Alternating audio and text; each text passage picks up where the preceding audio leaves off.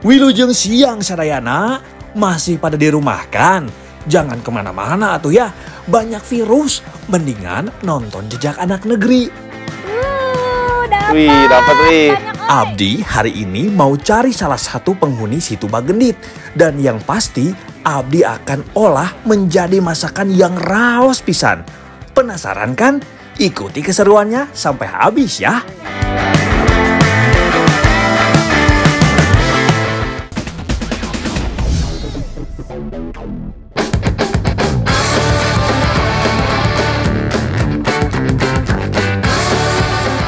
Sebelum lebih mengenal daerah dan tradisi yang ada di Garut, ku abdi dikenalkan heula atuh yuk sama masakan khas dari Jawa Barat.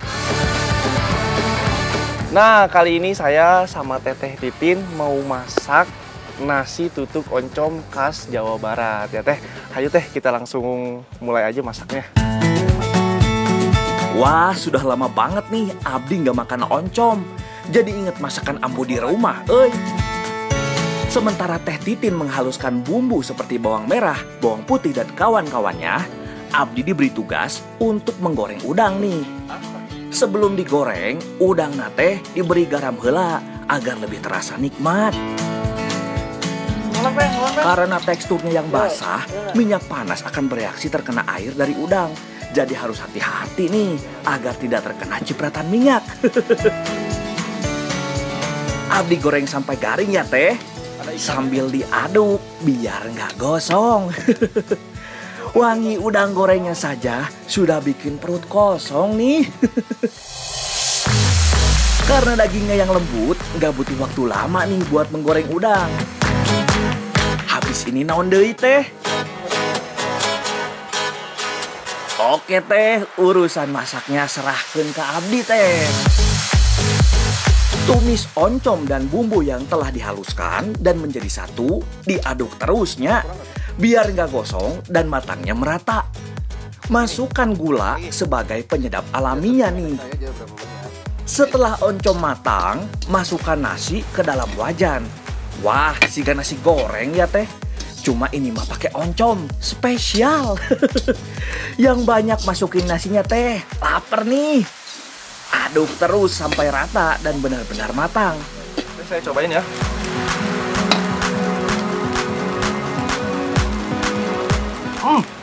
Ternyata enak banget nasi tutuk oncomnya. Jangan lupa nih masukkan daun kemanginya biar makin sedap. Terakhir masukkan nih udang yang tadi abdi goreng. Wah, udah nggak sabar mau ngerasain teh tuh, euy. Jadi deh, gak lama kan masaknya, bahannya juga mudah pisan didapatnya. Nah, ini dia nasi tutuk oncom khas Jawa Barat. Ayo Teteh, Kang, kita cobain langsung. Ini dia yang abdi tunggu-tunggu, nyicipin nasi tutuk buatan sendiri. Wih, rasanya teh bener-bener raos pisan. Pas banget nih dimakannya di cuaca kawas kieu. Rasa oncomnya kerasa banget, nasinya anget, laronnya kerasa, pas banget dengan suasana hujan, dingin. Terus nasinya anget tuh, pokoknya enak banget ya Teh ya. Ayo Pak, mangga Pak, dimakan Pak. Wah, ini mah bisa nambah terus nih. Asli, ini rasanya teh meniraos pisan. Walaupun berbahan dasar sederhana, tapi jika diolah dengan benar, akan menghasilkan sesuatu yang nikmat.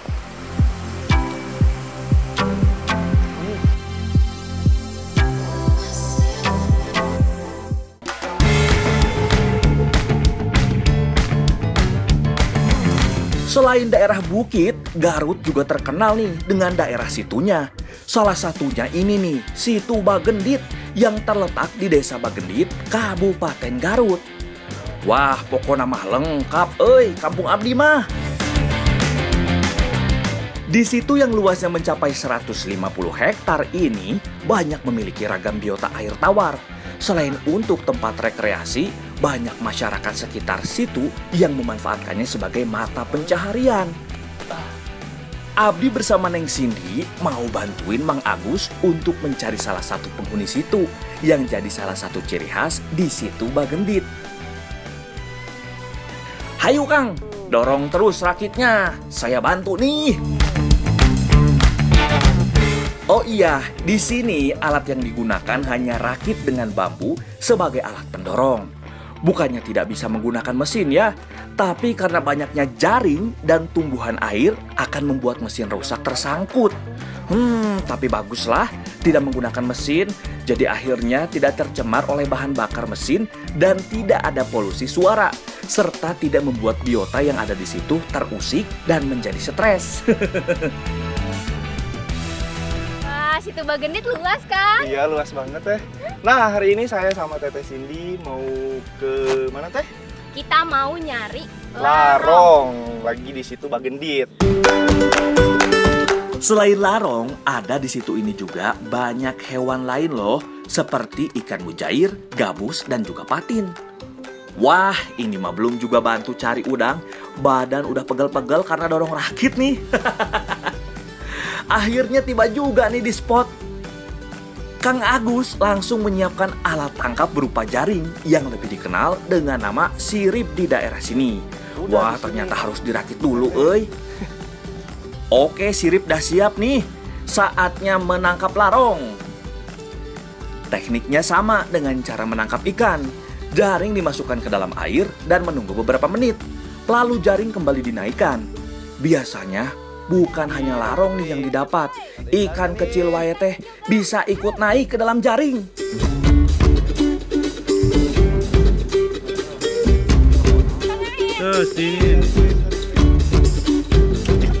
Teknik ini sama dengan teknik menangkap ikan. Namun biasanya jaring yang digunakan untuk menangkap ikan teh lebih gede dan lebih panjang.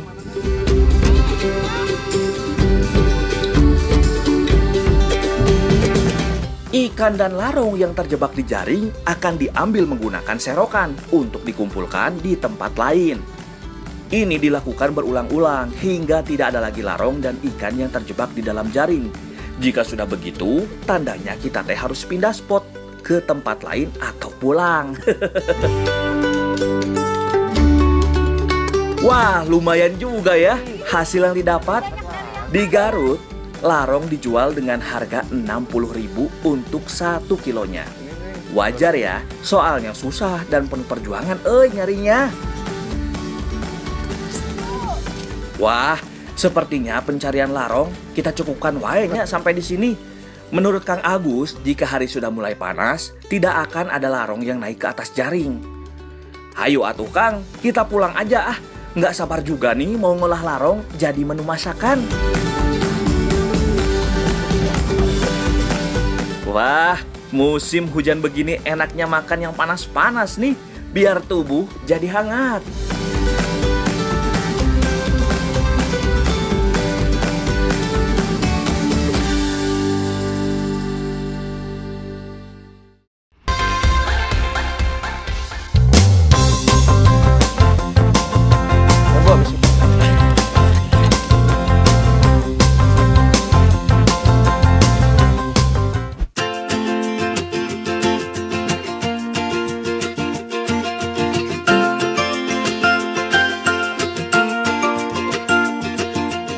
Nah, sekarang saya lagi sama Ibu Keno sama Teteh Cindy juga mau masak apa, Bu?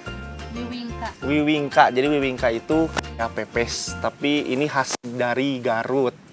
Langsung aja, Bu ya. Saya siapkan apinya ya, Bu. Wah, pas banget nih. Masak pepes. Ku Abdi disiapkan heula apinya ya, Bu. Sementara Ibu dan Teh Cindy menyiapkan bahan untuk dimasak. Berbeda dengan pepes lain pada umumnya yang bumbunya dihaluskan. Wiwingka ini hanya menggunakan bumbu yang diiris. Lihat tuh Teh Cindy, lihai banget memotong bawang merah dan kawan-kawannya. Larong atau udang yang telah dibersihkan diletakkan di atas daun bersama dengan daun kemangi. Lalu tambahkan potongan bawang merah, bawang putih, kunyit serta jahe. Tambahkan juga daun salam, daun bawang, dan juga tomat supaya makin sedap rasanya. Lalu tambahkan garam dan juga gula. Wah, ini dah kebayang euy. Rasana di lidah jika nama ngeunah. Terakhir, tambahkan minyak goreng nih. Lalu bungkus rapat agar tidak tumpah saat dibakar. Wah, nggak sabar euy nunggu mateng.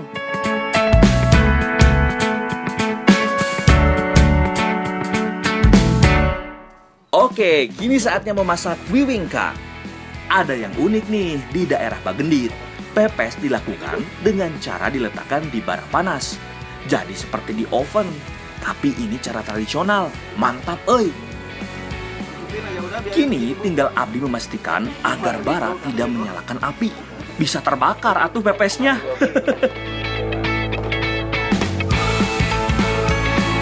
Karena udang tidak terlalu lama untuk memasaknya, akhirnya bibingka siap untuk dinikmati.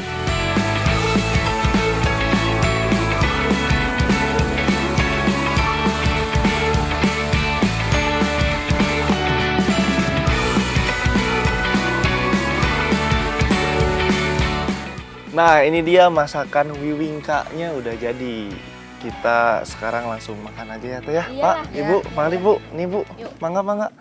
Ini Teh.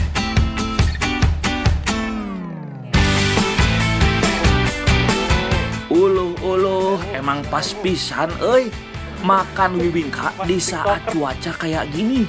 Selain enak, adanya jahe di dalam bibingka ini membuat tubuh jadi auto hangat euy.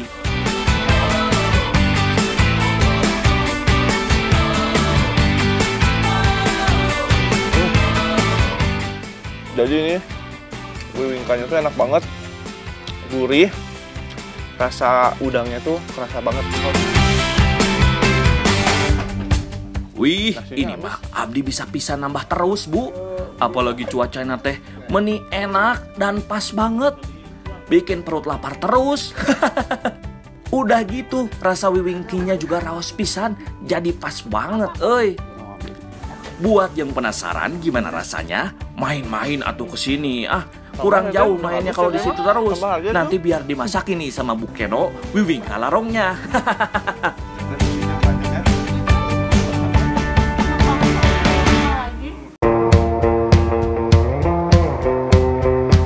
Jalan-jalan sambil menikmati udara segar di daerah Sukajaya, Tarogong Kidul, Garut, emang tidak ada duanya tuh euy.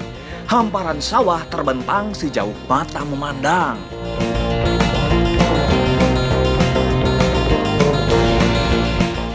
Eta saha keur naonnya?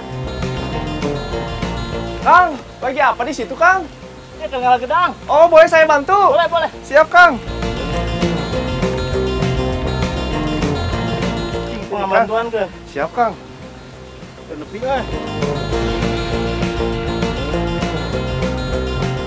Ini Kang, Nun.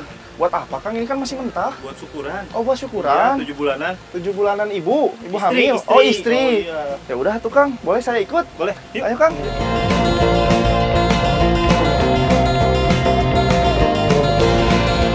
Kela, ini mau kemana lagi ya? Kok malah ke sawah? Bukannya pulang, kan mau 7 bulanan. Cari apa Kang? Pulang ngalah belut. Ngalah belut.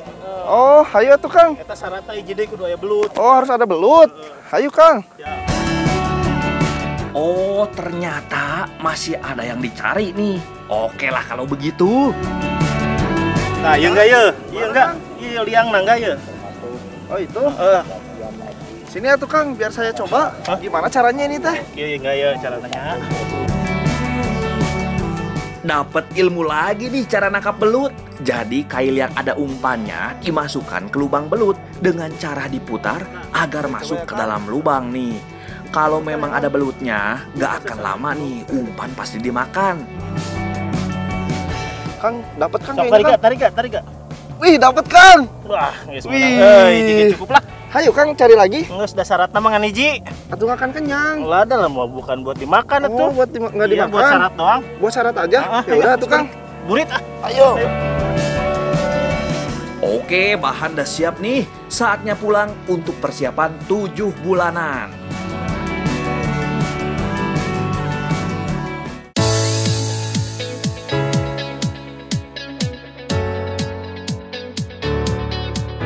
Nah, kali ini saya sama Ibu Wiwi mau masak apa, Bu? Mau masak bebetian sama rujak kanistren. Bebetian sama rujak kanistren. Biasanya ini tuh ada di acara 7 bulanan ibu hamil ya, Bu ya? Iya. Nah, langsung aja ya, Bu, kita Iya, masak. boleh. Hayu ka dieu, Bu. Ku abdi dibantu dibersihan bahan-bahanna. Bebetian adalah 7 jenis umbi-umbian yang disiapkan untuk acara 7 bulanan. Biasanya, ke-7 umbi adalah singkong, ubi, kacang tanah, labu, talas, sagu, dan juga ganyol. Ini semua mempunyai makna bukti bahwa segala macam kebutuhan tersedia. Walaupun tidak kaya dan berlebihan, itu menjadi sandang pangan yang cukup terjaga. Satu persatu bahan dibersihkan untuk dikukus nih. Setelah semua bersih, seluruh umbi-umbian pun kita kukus.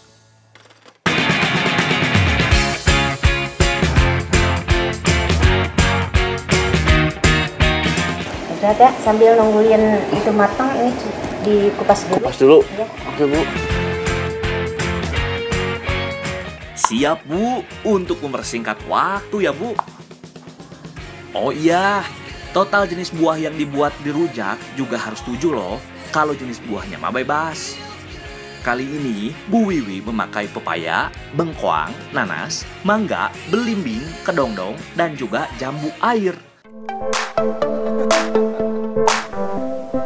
Rangga terusin ngupas, Ibu mau marut dulu ya? Iya, Bu. Selagi saya membersihkan buah, Ibu Wiwi memarut buah yang sudah bersih. Menigesit pisan Bu Wiwi mah euy, cepat geraknya teh.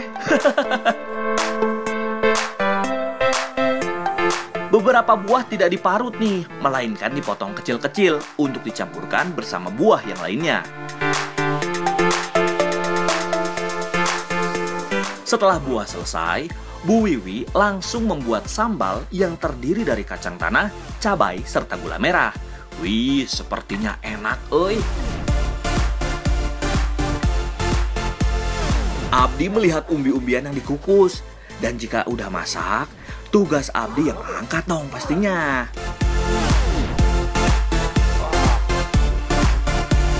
Gula merahnya ternyata tidak dihaluskan bareng dengan kacang nih. Gula akan dicairkan dengan cara dimasak.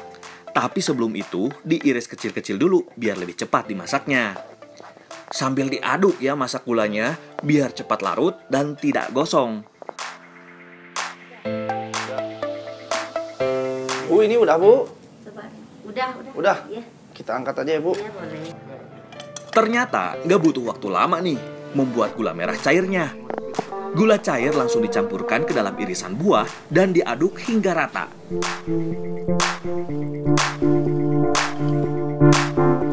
Ya, Bu, habis ini.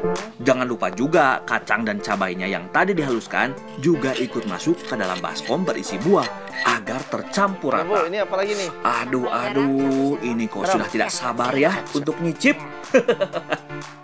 Jangan lupa tambahkan garam nih, biar makin sedap. Bu, tambah aja. Tambahkan sedikit air biar bumbu rujak tidak terlalu kental. Bu. Aduh, Bu, makin tidak sabar, euy. Mau ngerasain rujaknya. Boleh, ini boleh dicobain, Bu? Boleh. Cobain ya. Iya, boleh. Seger banget nih, Bu. Ya. Kalau kurang garam, tambah lagi garam. Enak, Bu. Udah Ada terasa? asam, ada manis, Iya. ada Garam ya? pedas, ada rasa kacang, Iya. garamnya terasa. Udah makan dulu. Ya, enakan, Bu. Udah matang. Udah matang ya, Bu? Iya. Aduh, hampura ya, Bu. Saking enaknya sampai lupa kukusannya yang satu lagi sudah matang. Abdi angkat ya, Bu.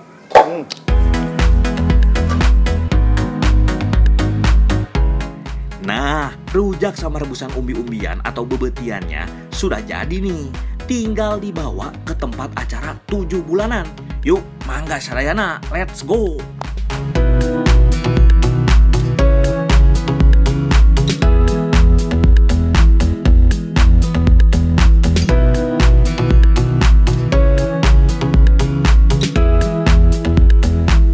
Sebelum Sebelum acaranya dimulai, sesepuh memasukkan alat-alat untuk memandikan ibu yang sedang hamil. Belut yang tadi saya dan Kang Opik dapatkan, lalu kembang 7 rupa, serta koin yang berjumlah 7 sebagai syarat untuk acaranya 7 bulanan. Bukan hanya itu, biasanya sajian yang dihidangkan untuk acara pun berjumlah 7 jenis makanan yang berbeda. Setelah semua siap, sesepuh pun langsung memulai acara dan memanjatkan doa untuk keselamatan calon bayi serta ibu dan keluarganya. Walau hanya dilakukan oleh anggota keluarga saja, tapi tidak mengurangi kehusuan acara ini. Upacara 7 bulanan di daerah Jawa Barat ini juga dikenal dengan nama Tingkeban. Ini bertujuan untuk mendoakan bayi di kandungan agar terlahir dengan normal, lancar, dan dijauhkan dari kekurangan dan berbagai bahaya. Nah, tadi tuh baru beres acara syukuran atau berdoanya untuk ibu hamilnya. Jadi abis ini tuh kita sama para hajinya mau mandiin ibu hamilnya, ya Bu ya. Jadi sekarang kita makan-makan dulu. Mangga Pak, Bu, mangga.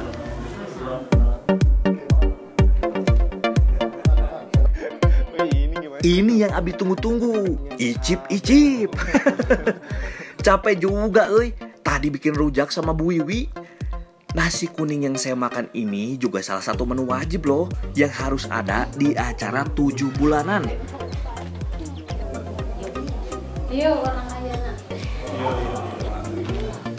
Mandiin ya? Oh, siap. Setelah dirasa cukup menikmati hidangan, kini kita geser ke acara selanjutnya ya, yaitu memandikan ibu yang sedang hamil. Proses memandikan juga tidak bisa sembarangan nih. Ada 7 anggota keluarga yang akan memandikan si ibu yang sedang hamil. Orang yang memandikan dimulai dari paraji atau bidan yang akan membantu proses persalinan, disusul suami dan selanjutnya oleh kerabat dekat hingga berjumlah total 7 orang. Bukan hanya itu, kain yang digunakan untuk memandikan juga berjumlah 7 lembar. Wah, Abdi kebagian jatah ikut memandikan nih. Semoga sehat ya Bu dan dede bayinya. Pada guyuran terakhir, belut diikutsertakan bersama air menyiram dan mengenai perut ibu yang sedang hamil. Ini bertujuan agar bayi yang akan dilahirkan berjalan lancar, licin seperti belut. Amin. Sesudah mandi, ada tradisi terakhir yang biasa dilakukan saat acara 7 bulanan nih.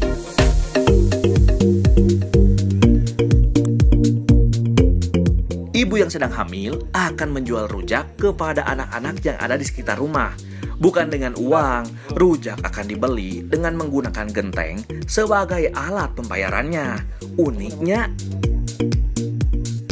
nah di sini ada yang unik deh ya. Menurut kepercayaan orang-orang zaman dulu, jika rujak yang dibuat rasanya kurang enak, maka dipercaya jenis kelamin bayi yang nanti lahir adalah laki-laki. Dan sebaliknya, jika rasa dari rujak enak, jenis kelamin bayi yang akan lahir adalah perempuan. Unik kan? Tradisi merupakan warisan leluhur yang ada sejak zaman nenek moyang kita. Jika memang bernilai positif dan tidak menyimpang dari ajaran agama, tidak ada salahnya untuk dilestarikan.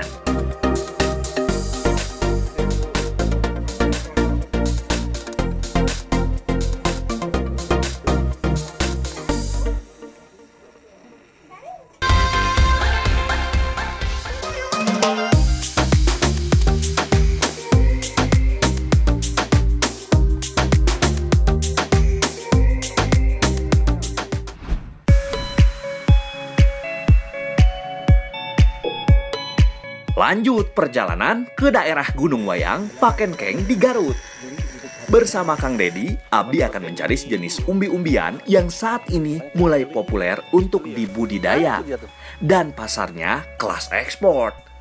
Katanya sih, orang Jepang suka banget nih sama jenis umbi-umbian yang satu ini. Penasaran kan? Nah, di Garut sendiri, tumbuhan ini masih hidup liar di dalam hutan nih. Saat ini mulai susah mendapatkan pohon ini karena mulai banyak yang mencari untuk dijadikan bibit. Deket bambu yang kayak gitu ya Pak? Nah, Oh itu Pak. suwak, iya. Oh itu suwak. Yuk, ambil. Yaudah yuk Pak. Wah, sepertinya saya beruntung nih. Ketemu juga yang sedang saya dan Kang Dedi cari. Oh, jadi ini pohonnya. Di Garut, jenis tumbuhan ini dikenal dengan nama suwak. Hayu Kang, langsung kita cabut. Penasaran umbinya seperti apa? Oh ini Pak yang namanya Iya. suwak Pak. Ini suwak ini. Oh, jadi ini bentuknya. Sekilas hampir mirip dengan talas ya. Hanya ukurannya lebih besar. Wah, penasaran nih. Mau dibuat apa ya suwak ini?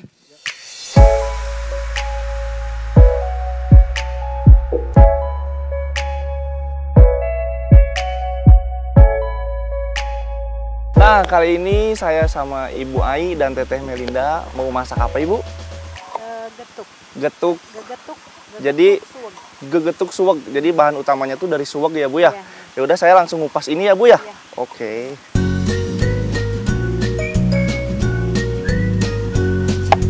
Kalau dari tekstur, ternyata suwak lebih mirip sama ubi jalar nih. Abdi bersihkan dulu ya, Bu. Sementara itu, Teh Melinda kebagian tugas memarut kelapa nih. Dan Bu Ai menyiapkan gula merahnya. Perpaduan tim yang kompak kan? Tapi sepertinya Abdi nih yang paling makan waktu. Sabar ya, Bu. Tinggal dicuci nih. Iya Kak. Ya nak. Masukin kayak ya Bu. Semuanya. Sebagian. Siap, Bu. Abdi masukkan garamnya. Nah ini tuh tujuannya pakai garam itu untuk menghilangkan getahnya dan biasanya kalau kita makan itu gatal. Nah kalau pakai garam itu nggak akan gatal, mengurangi gatalnya. Betul kan Bu? Setelah suwak bersih, suwak dikukus terlebih dahulu nih, agar mudah untuk diolah.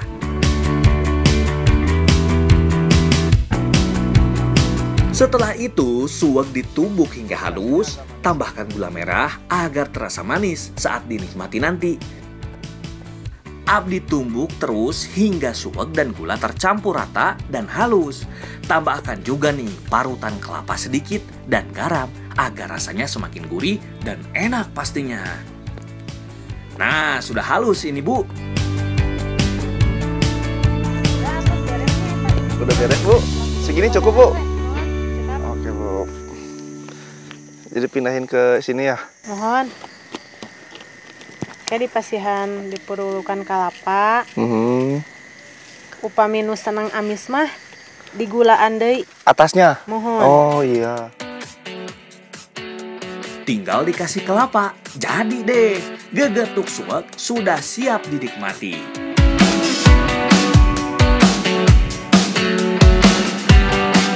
Nah ini dia gegetuk suwak khas Jawa Baratnya udah jadi. Ayo Bu kita langsung dicobain ya Bu ya.